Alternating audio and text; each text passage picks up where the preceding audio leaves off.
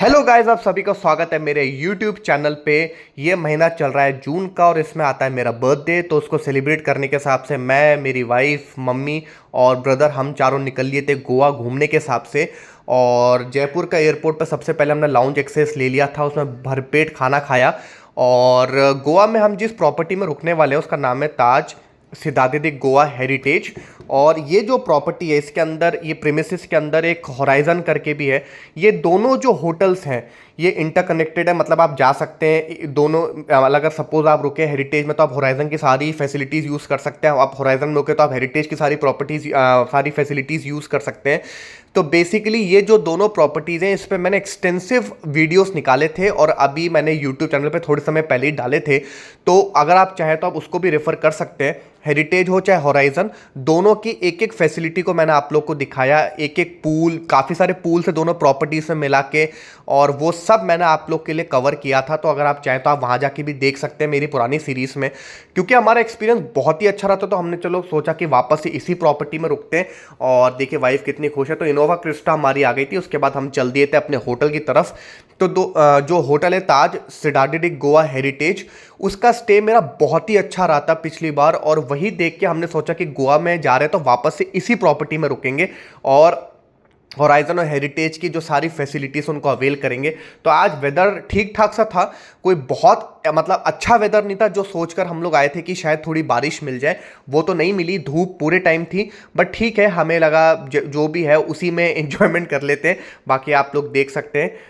और ये शहर चल रहा है और राइट साइड में आपको पता होगा सारे क्रूजेस खड़े होते हैं ऐसे, और लेफ्ट में शहर चलता है, फाउंटेन्स भी है। मैंने सब कुछ कवर किया गोवा की। तो मैं एक दो मतलब दो तीन सीरीज निकाल चुका हूँ और सब कुछ मतलब एक्सटेंसिवली मैंने कवर किया आप लोग के हिसाब से। तो आप लोग देख सकते हैं कैसे नॉर्थ से साउथ जाएं, सब कुछ मैंने कवर कर रखा है। और अब हम प्रॉपर्टी पहुंचने वाले थे। तो मोपा से हमारी प्रॉपर्टी तक पहुंचने में हमें लगभग 1 से 1.25 घंटे का टाइम लगा। और देखिए ये दोनों होटल्स एक ही प्रीमिसेस के अंदर है। सपोज अगर आप हेरिटेज में रुके तो आपको गाड़ी मंगानी है मतलब बाहर जाके, और वो आपको होराइजन पे ड्रॉप कर देगी। आप होराइजन में रुके तो आप हेरिटेज में आ सकते हैं। तो लोग ऐसे जाते रहते हैं, आते रहते हैं। कभी कि उस होटल का जो पूल से उसको एंजॉय कर लिया, कभी अपने होटल के पूल को एंजॉय कर लिया, कभी इधर जिम कर लिया, कभी अगले दिन उधर के मतलब जिम में जाके एक्सरसाइजेस कर ली।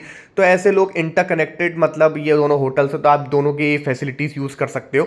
और बाकी आप देखिए बहुत ही शानदार प्रॉपर्टी। और घुसते ही जो सी है जो ग्रीट करता है ना आपको, इसकी जो वैल्यू है ना वो कोई और होटल दे ही नहीं सकता।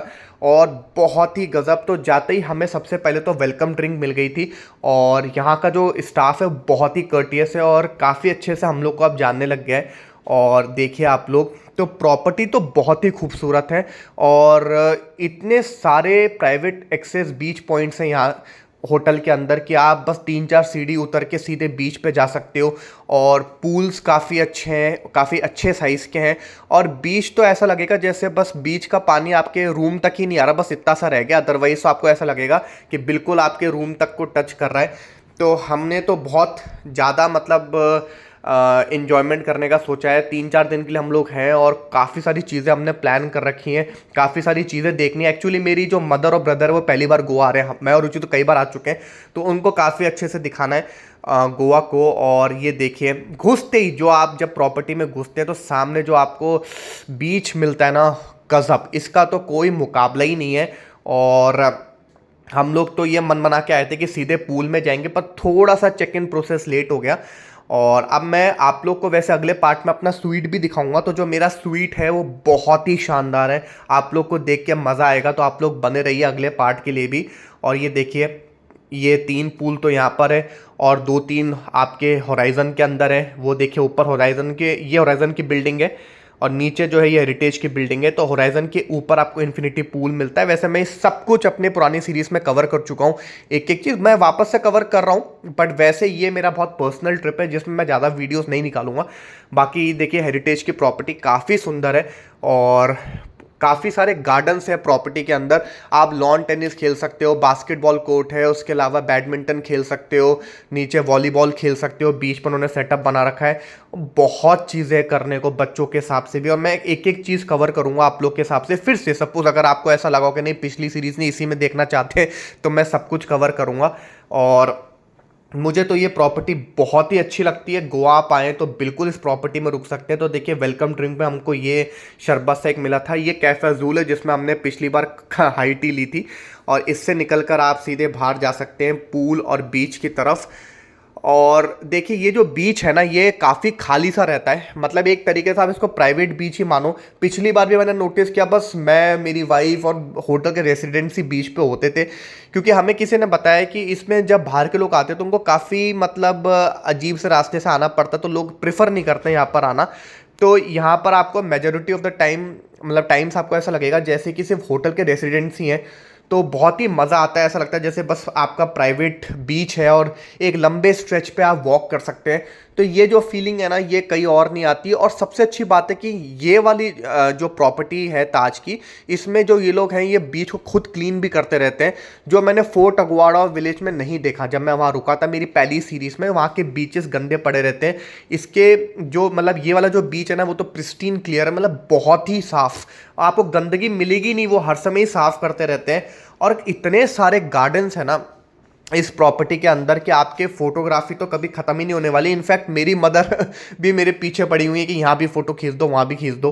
तो इतने सारे गार्डन्स हैं और इतनी सारी चीज़ें करने को है ना कि आप इस प्रॉपर्टी में 3 से 4 दिन का समय तो मिनिमम लेकर आइए, अदरवाइज आपको ऐसा लगेगा आपने प्रॉपर्टी को ढंग से बरता नहीं, आपने इन्जॉय नहीं करा। और वेदर अब धीरे धीरे करके ठीक हो रहा था, पर मैं आपको बता दूं, मैं अगले पार्ट्स में दिखाऊंगा कि हम लोग जब पूल पे जा रहे थे तो फिर बहुत धूप हो गई थी। अभी गोवा का वेदर आज हमें कोई बहुत अच्छा नहीं लगा, बट ठीक था। पीछे देखिए होराइजन था, ये हेरिटेज, और ये देखिए आप पूल से निकलकर सिर्फ 6-7 सीढ़ी, मतलब 8-9 सीढ़ी आप क्रॉस करो और सीधा बीच पर हो। आगे थोड़ा जाओगे तो 3-4 सीढ़ी क्रॉस करके आप बीच पे आ सकते हो।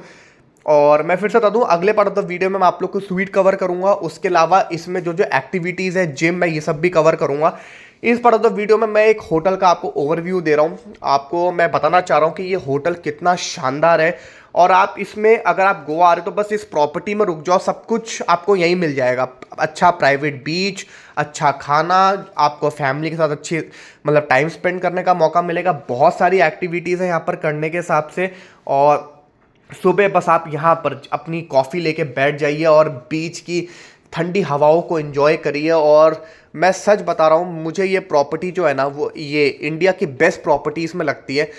मैं आपको, जब मैं पिछले जो मैंने सीरीज़ निकाली तो उसमें भी मैंने कई बार बोला था कि ये होटल है ना, मेरे लिटरली दिल को भा गया और मैं इसमें बार बार रुकने आऊँगा। वही हुआ, हम वापस से आ गए।